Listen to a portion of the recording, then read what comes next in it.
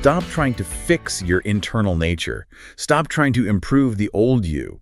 It is a complete waste of time. That is quite the opening statement. I feel like we should have a disclaimer scrolling across the bottom of the screen right now. I know. It sounds like absolutely terrible advice. It sounds like I'm telling you to just give up, to let the chaos win. But according to the stack of research we have for today's deep dive into Colossians chapter 3, that is exactly where most of us get this text wrong. Completely wrong. We look at the old self and the new self, and we picture this internal Jekyll and Hyde battle. Yeah. The good wolf and the bad wolf fighting inside our chest. Right, the classic psychological reading. It's the cartoon angel on one shoulder and the devil on the other, and I'm just the poor referee in the middle trying to figure out who to listen to. Exactly. But Douglas Moo, who is one of our main guides today, comes in and basically just flips the table on that whole idea. He says, no, that is exegetically incorrect. And when a heavyweight scholar like Douglas Moo uses a phrase like exegetically incorrect, he isn't just being polite. He means we have fundamentally misunderstood the entire architecture of the passage. He certainly does. And this is the perfect place to start our deep dive into Colossians 3, because if you miss this one shift, you really miss the power of the entire chapter. Moo argues that when Paul talks about the old man and the new man, he isn't talking about your psychology. Not my good days and bad days. Not at all. Not your fluctuating moral state. He is talking about history. He is talking about corporate solidarity. Corporate solidarity. Okay, let's unpack this immediately, because this was the hook that grabbed me in the notes. When I hear old man, I think of my bad habits, my temper, my greed, my tendency to doom scroll on social media at 2 a.m. Sure. And those are symptoms, absolutely. But Moo is saying that's not the old man. No, the old man isn't you on a bad day. The old man is Adam. It is the entire corporate humanity that exists under the dominion of sin and death. And by the same token, the new man isn't just you on a good day when you remember to be patient. The new man is Christ. So it's not about changing my clothes, it's about changing teams. It's even bigger than that. It's about changing realms of existence. Think of it like this. Imagine you were born as a citizen in a country ruled by a brutal tyrant. You spoke that language, you followed the customs, you lived under that entire regime. That is the old man. That is humanity in Adam. Okay, I'm with you so far. Now imagine you defect. You literally cross the border, you are granted asylum and become a citizen of a new kingdom with a benevolent king. You are now in the new man. Moo's point, and he pushes this so hard against our modern individualistic reading, is that you cannot improve your citizenship in the old tyrant's country. You can't. You've left it. It's dead to you. You don't try to reform the old country from within. You've already defected. That changes the stakes completely. It's not self-help, it's regime change. Precisely. And that is the engine that drives everything we're going to talk about today. We aren't trying to improve a nature that is effectively dead and gone. We have transferred our citizenship entirely. But here is the rub, and I think this is where the chapter gets intensely practical.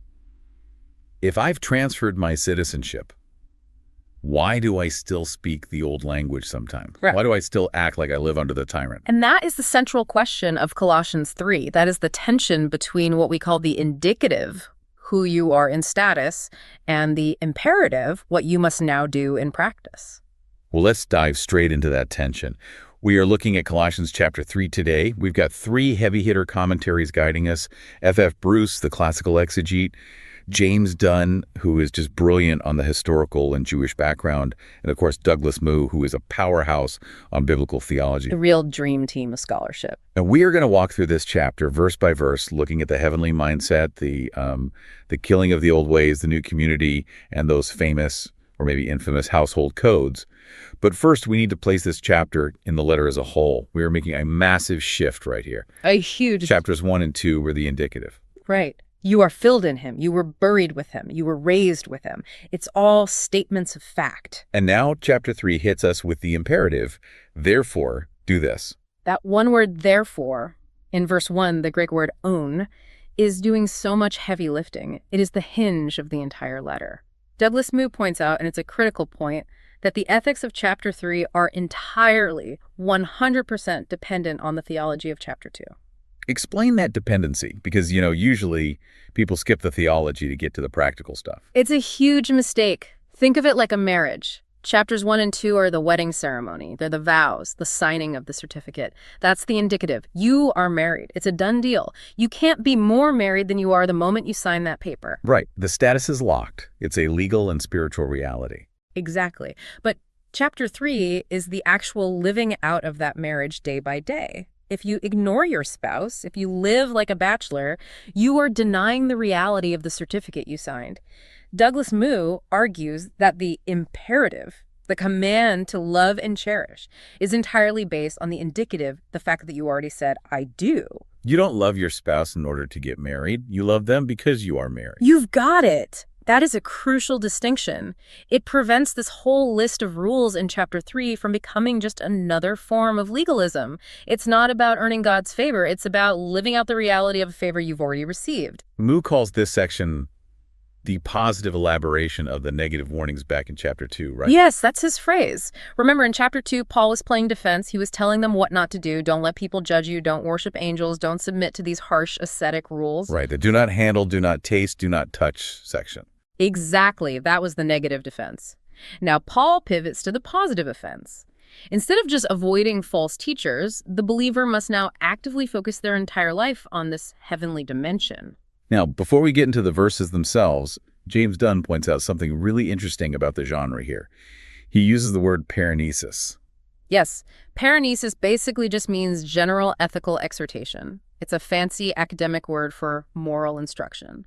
Dunn observes that if you look closely at chapter 3, it kind of looks like a collection of traditional maxims. What do you mean by that? Well, you have vice lists, lists of bad things to avoid. You have virtue lists, lists of good things to do, and you have household codes. These weren't invented on the spot by Paul. They were standard teaching tools in the ancient world, both Jewish and Greco-Roman. So it's like a greatest hits album of ethical teaching? Paul is just playing the classics? In a way, yes, but Dunn emphasizes that they are heavily adapted to the specific problem at Colossae. Paul isn't just copy-pasting. He is carefully tweaking and recontextualizing these traditional lists to target that specific Jewish mysticism and asceticism we talked about in our last deep dive. He's remixing the album for this audience. And F.F. Bruce adds another layer to this whole remix idea, suggesting this might be some kind of baptismal instruction. Bruce is fascinating here. He notes the structure of put off and put on. He points out that in the early church, and even in some Jewish proselyte rituals, when you were baptized, you would literally strip off your old clothes, your dirty tunic representing your old life. You'd go into the water, and then you'd come out to put on a fresh, clean, often white robe. So the language of clothing isn't just a metaphor. It's a direct callback to the physical ritual they all went through. Exactly. Bruce thinks the text we have here might actually predate the letter as a form of catechism, something used for baptismal instruction. Paul is integrating it seamlessly into his argument. So for the original hearers, this isn't just abstract theology, it's the liturgy of their own initiation. That gives such a vivid physical image to the text. Okay, let's jump into the text itself. Segment 1, the heavenly mindset, verses 1 through 4. It starts, "If then you have been raised with Christ, seek those things that are above." And here is where we hit our first major interpretive snag. The resurrection. Right. The question for us as readers is, has the resurrection already happened for the believer? Because usually we think of resurrection as something that happens at the end of time. After we die, you're in the grave, and then at the last trumpet, you are raised. That is the standard view, yes. But Paul seems to be really messing with the timeline here. He is, and this is where the scholars have a bit of a healthy debate. Douglas Moo really champions the past tense aspect here. He says the Greek verb sunogrithate is an aorist passive indicative, which means you were raised. It's a done deal, a completed event. I have to stop you there. You said past tense. You were raised. Yes. It happened. But that feels, I don't know, it feels wrong. I mean, I'm sitting here, I'm obviously mortal, I have back pain, I get tired, and I'm definitely not ruling in glory from some heavenly throne. If Paul says I'm already resurrected, isn't he engaging in a bit of fantasy? Isn't that the over-realized eschatology people warn about, thinking we are already perfect and have arrived? That is exactly the objection Moo anticipates. It's the core tension of the text. If you look at verse 1, Moo argues this is a spatial orientation, not just a temporal one. We are currently, right now, positionally seated in the heavenly realm with Christ. Our status and our spiritual location have fundamentally shifted. So even though my feet are planted firmly on the ground, my citizenship papers are already filed in heaven, my true home is there. Exactly. We are anchored there. And James Dunn adds to this by highlighting what he calls atom Christology. Atom Christology. That connects right back to our corporate idea from the beginning. It does. Just as Adam was the corporate head of the old fallen humanity, Christ is the head of the new redeemed humanity. Dunn points out that this is the upside of the sequence Paul laid out in chapter 2. You died with him, you were buried with him, and now you're raised with him. Dunn connects this directly to Psalm 110, verse 1, where the Messiah is seated at the right hand of God. So if we are in Christ and he is seated there, then positionally we are seated there with him. Our perspective should be from there. Exactly. You don't look up to heaven hoping to get there someday. You are to look down from heaven, metaphorically speaking, because that is where your life is now anchored. But then we get this incredibly important word in verse 3, and I think this is what answers my objection about my back pain. For you died, and your life is hidden with Christ in God. That word hidden, the Greek, is crypto. A very, very loaded word. Because if I'm ruling in heaven, why does my life on earth look so normal? Why does it often look so weak and unremarkable? Because it is hidden. And this is where James Dunn connects this to Jewish apocalyptic thought. In that worldview, the true reality of the world, the way things really are in God's plan, is currently invisible. It's there, but it's veiled. It's hidden. The world looks at a Christian and sees just a normal person, maybe even a weak or foolish person.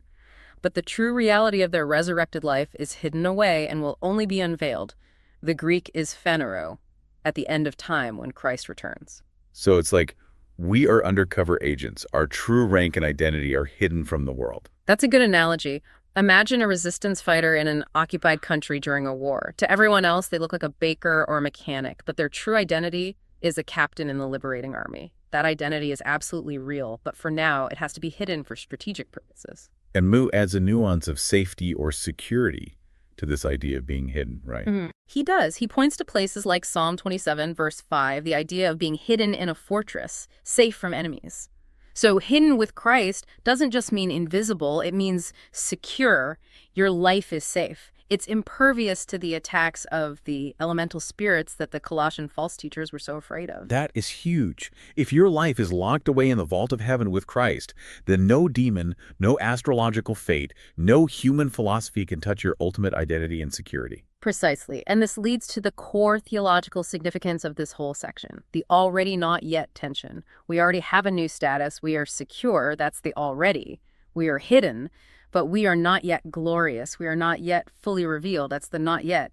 We are waiting for that great unveiling. Which moves us perfectly into the next segment. If we have this secure heavenly status, how in the world are we supposed to live on earth? Segment 2, killing the old way, verses 5 through 11. Put to death, therefore, what is earthly in you.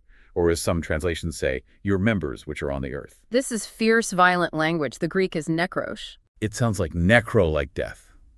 Necropolis, the city of the dead. It does. It literally means to make dead, to treat as a corpse. But James Dunn brings in a fascinating medical background for this word. He suggests it can refer to the atrophy of a limb. Atrophy, as in it withers away. Yes. Think about a limb that isn't used. It withers. Or think about a surgeon cutting off the blood supply to a tumor. Dunn suggests the imagery here implies cutting off the life source, the attention, the energy, the desire to these old habits so that they wither and die. It's not necessarily taking a sword and hacking at them in a single moment. It's a process of starvation. You stop feeding the old way. That makes a lot of sense. And if Bruce chimes in here to make sure we don't take this too literally, right? He wants to guard against a certain kind of interpretation. Right. Bruce argues strongly against a literal physical asceticism. He says Paul isn't telling you to go out and cut off your literal hand or your foot if it causes you to sin. He means reckon as dead. Treat these parts of your life as if they belong to a corpse. They are part of the old world, the old man that you have left behind. And then Paul gives us a list of what exactly to kill. The vice list: sexual immorality, impurity, passion, evil desire, and covetousness. These lists were pretty common in ancient moral philosophy, but Dunn notes that Paul has thoroughly Christianized this one, and he points out something very specific and very important, the link Paul makes between greed and idolatry. Covetousness, which is idolatry. Yeah. Always just glossed over that. Why is wanting more money or more stuff the same as bowing down to a statue? Well, Dunn notes that this is a heavily Jewish concept. In Jewish polemic against Gentiles, the pagans, they would typically accuse them of two main categories of sin: sexual immorality and idolatry. The Jews prided themselves on being pure and monotheistic, avoiding both. We aren't like those dirty, godless pagans. That was the mindset. Exactly. But here, Paul takes that weapon and turns it around. He tells the Christians in the church, including the Jewish ones, that greed is their version of idolatry. Why? Because when you are greedy, you are trusting in resources rather than in the Creator. You are looking to money, to possessions, for your security, for your happiness, for your salvation. That is the very definition of idolatry. Ouch. So he is saying you might not be bowing down to a statue of Zeus, but if you are obsessively checking your stock portfolio for a sense of peace and security, you are an idolater. That's exactly it. It completely turns the distinctively Jewish polemic onto the Christians themselves. It levels the playing field. Sin is sin, whether it's sexual or financial. It's about where you place your ultimate trust. And this brings us right back to that regime change idea we started with. How so? We'll look at the rest of the vice list in verse 8. Anger, wrath, malice, slander, obscene talk. These aren't just isolated naughty behaviors. In the context of the old man being Adam's corporate humanity, these are the civil laws of Adam's kingdom. This is how citizens of that realm behave. When you slander someone, you are speaking the native language of the old empire. That is a brilliant connection. So stopping sin isn't just about self-improvement. It's about cultural assimilation into a new kingdom. Exactly. You've defected to Christ's kingdom. If you keep lying and raging and slandering, you're acting like a sleeper agent for the enemy. You are walking around wearing the enemy's uniform. That fits perfectly with what Paul says in verses 9 and 10. Do not lie to one another, seeing that you have put off the old man with his practices and have put on the new man. Bruce, as we mentioned earlier, strongly links this put-off-put-on language to the physical act of baptism. But he brings us back to that corporate idea. Yes. Mu insists we have to reinstate the corporate view. Putting off the old man isn't just stopping your personal bad habits. It is the definitive act of leaving Adam's solidarity. It's stepping out of that entire stream of humanity. And putting on the new man is entering into the image of the Creator, which is Christ. It's about the renewal of humanity itself, not just an individual moral tune-up. And then, as if to prove how radical and all-encompassing this new man is, Paul just drops the mic in verse 11. Here there is not Greek and Jew, circumcised and uncircumcised, barbarian, Scythian, slave, free, but Christ is all and in all. We so often gloss over this list. We hear Greek and Jew and we think, okay, cultural unity, got it. But James Dunn stops us dead at one word: Scythian. Who were the Scythians? Yeah. You dropped that name earlier, but it just sounds like another nationality. What was the big deal? To the Roman and Greek world, the Scythians were the ultimate savages. They weren't just uncultured, they were the boogeymen of the ancient Near East. They represented the absolute floor of human civilization. How savage are we talking here? Give me some context. Dunn details it from historical sources. They were notorious for scalping their enemies. Scalping? Yes. And not just that, they were infamous for a ritual where they would drink the blood of the first enemy they killed out of the skull of that slain enemy. Whoa. Okay, that is incredibly visceral. It is. So when Paul writes this letter, he is telling a civilized, educated, philosophically minded Greek person in Colossae that they are now spiritual brothers and sisters with the guy who drinks blood out of a human skull. That is unbelievably provocative. It means there is no cultural, ethnic, or moral barrier that the new man in Christ cannot completely obliterate. Exactly. If the Scythian is in, then literally anyone is in. The Scythian test becomes the ultimate test of Christian unity. If you can't break bread with the person you consider an absolute savage, you don't really understand the new man. That hits hard. We have our own Scythians today, don't we? The political enemies, the cultural opposites that we think are beyond the pale. And Paul's answer is clear. Christ is all and in all, even in them. So we have killed the old way. We have accepted the Scythian into our family. Now we have to dress for the new occasion. That brings us to segment 3, the new community in worship, which is verses 12 through 17. It begins, "Put on then, as God's chosen ones, holy and beloved." There are those titles again, those loaded terms. Dunn points out immediately that elect, or chosen, holy, and beloved are exclusively Jewish titles for the nation of Israel. These are the covenant names God gave his people, and now Paul is applying them to a mostly Gentile church in the middle of modern-day Turkey. That must have been jarring for any Jewish listeners. Imagine someone taking your family name, your entire heritage, and just giving it away to strangers. It would be deeply offensive if not for Christ. But for the Gentiles in the church, it is incredibly empowering. It claims the entire heritage of the Old Testament for this new mixed community. You don't have to become a Jew to be elect. You are elect because you are in the new man, who is Christ. And then he lists the new clothes we are to put on: compassionate hearts, kindness, humility, meekness, and patience. And then he gives us a tool, a mechanism to keep this diverse, Scythian including community together in verse 15. And let the peace of Christ rule in your hearts. That word rule, the Greek is brabouf. It's a very specific term. What does it mean? What's the imagery? Moo and Dunn both agree here, and it's really helpful. It refers to an umpire or a judge in an athletic contest. The brabius was the one who awarded the prize. So the peace of Christ is the referee. Correct. We so often interpret peace as a warm, fuzzy, internal feeling. I just feel peace about this decision. But in this context, it's about resolving communal conflict. When there is an argument in the church or friction between members, what makes the final call? What blows the whistle? The peace of Christ. Right. The peace of Christ is the objective referee. If a decision or an action disrupts the shalom, the wholeness, the well-being of the body, the referee blows a whistle. A decision must be made based on what promotes and maintains peace in the body, not on what an individual prefers. That is such a practical tool for church life. It's not, do I feel good about getting my way? It's, does this action maintain the unity of the team? Exactly. And then we move to corporate worship in verse 16. Let the word of Christ dwell in you richly. Moo makes an important distinction here. He says, word of Christ likely means the message about Christ, the gospel, not just the red-letter words that Jesus spoke during his earthly ministry. Right. The whole gospel message needs to saturate the community.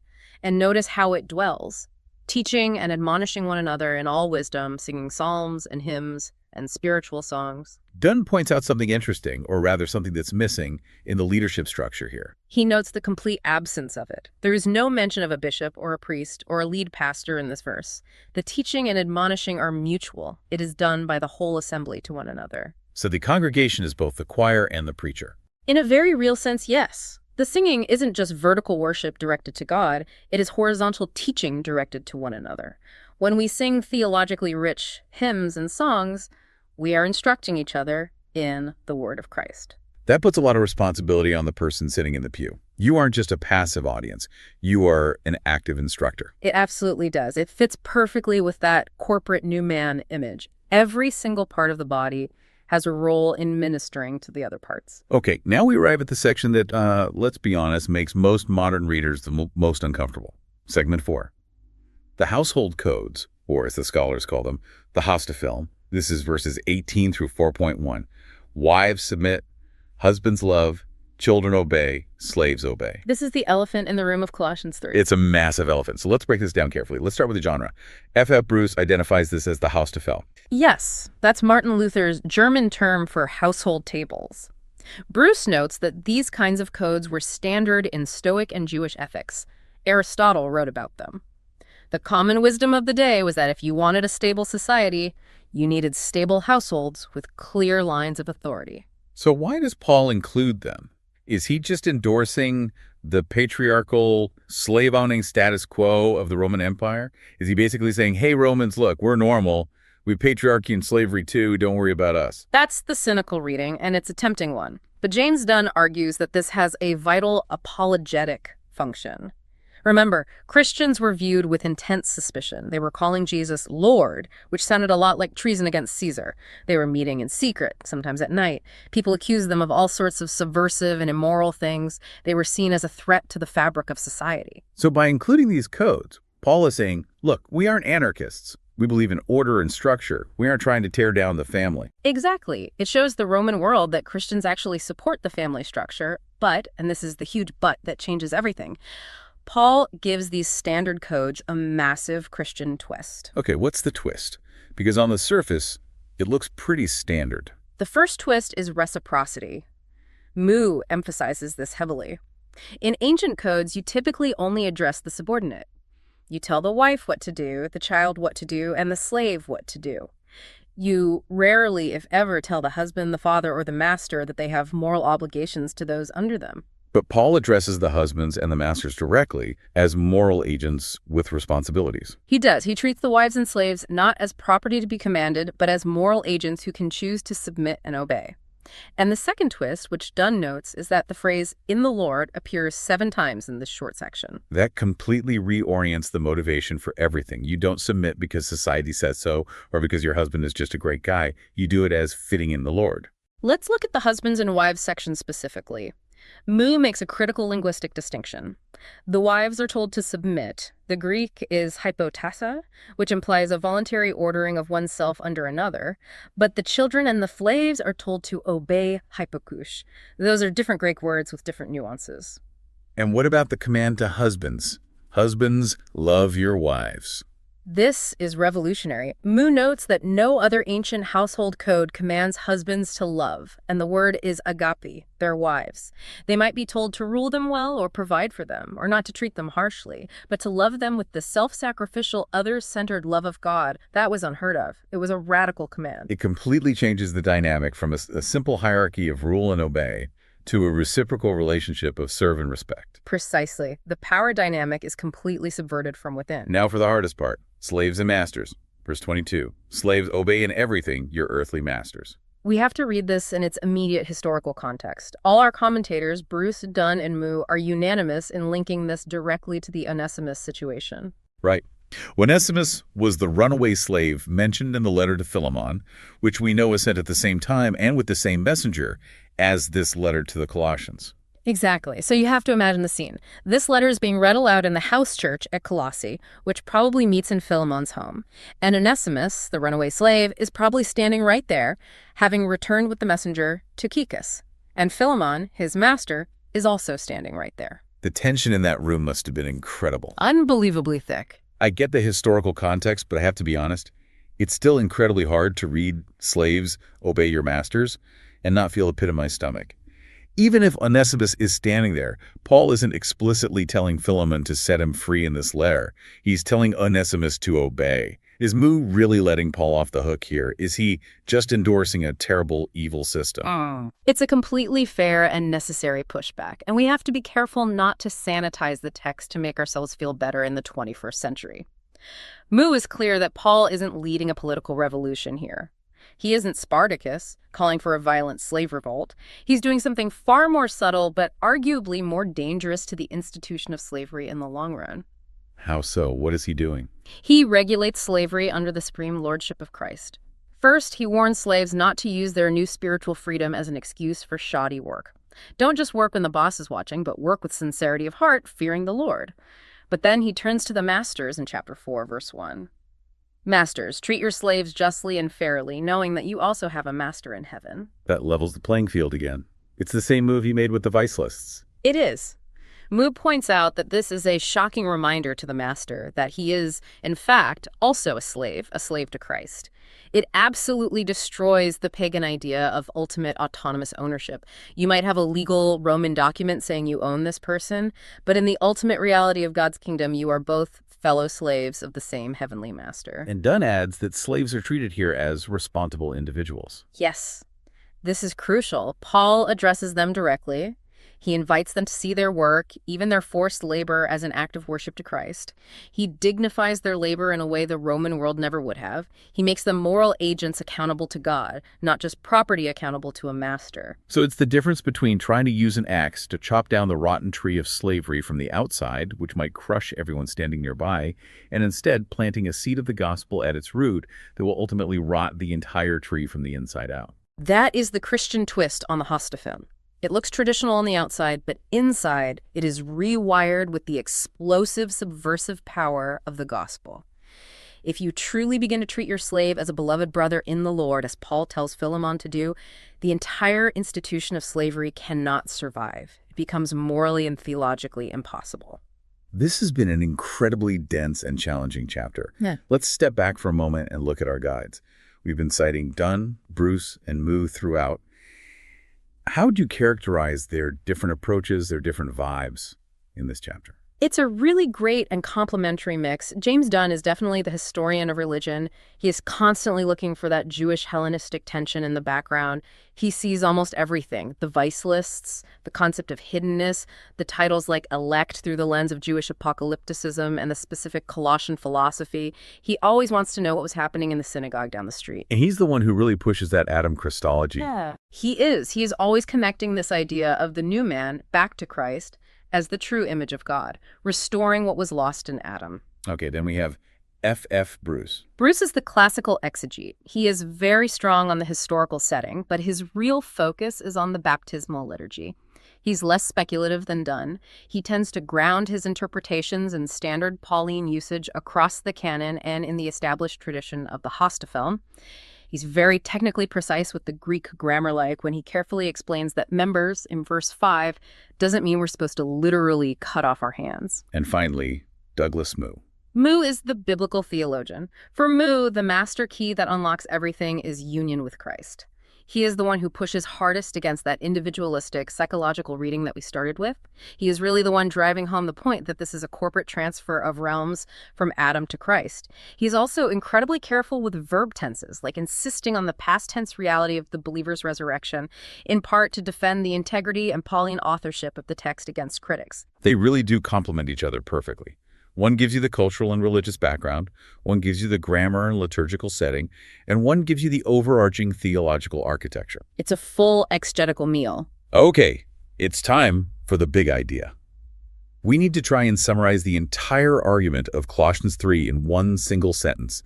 And I think, based on everything we've said, it has to be about that fundamental shift from our status to our practice. I agree completely. It has to capture that crucial, therefore, the movement from the indicative to the imperative. How about this? Because you have been transferred corporately from the realm of Adam to the realm of Christ, your daily life must now be a process of becoming, in practice, what you already are in status.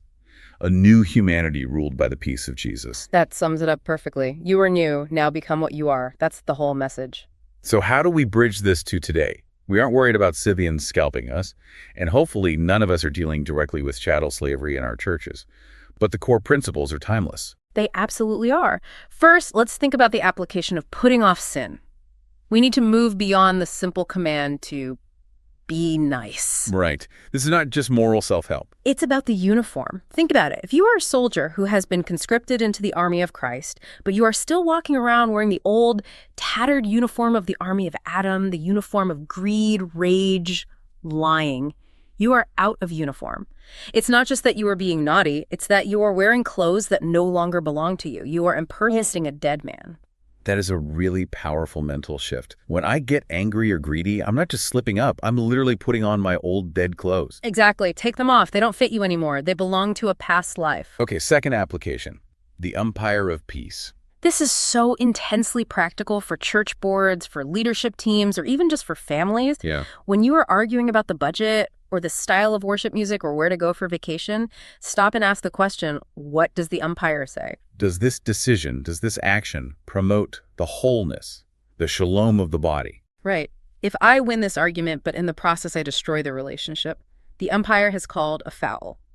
The peace of Christ, which is the objective unity and well-being of the body, is the referee.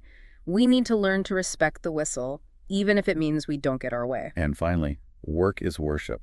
This is about applying that slave master section to our modern work lives. Most of us aren't slaves, but we all have bosses or clients or stakeholders we are accountable to. It's so easy to just work for the paycheck or to live for the weekend. But Paul says, whatever you do, work heartily, as for the Lord and not for men.